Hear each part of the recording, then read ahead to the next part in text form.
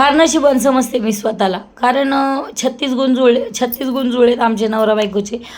Typical नवरा बायकोसारखं आम्हीही कधी कधी भांडतो. मला रात्री खूप ताप आला होता. मग गोळ्या औषधं खाऊन मी आराम तर केला.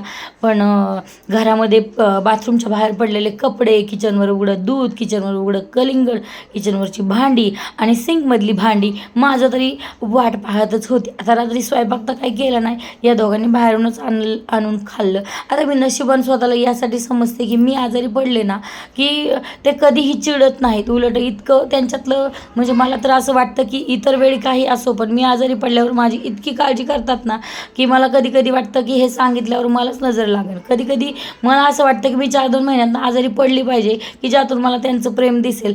खरंच फार माझी अतिशय काळजी करतात. आता सगळेच करत असतीलही आणि सगळ्यांनी करावीच. जसं आपण नवरा आजारी पडल्यावर त्याची काळजी करतो तसं त्यांनी आपली काळजी करणं तितकंच महत्त्वाचं आहे. बरोबर का नाही?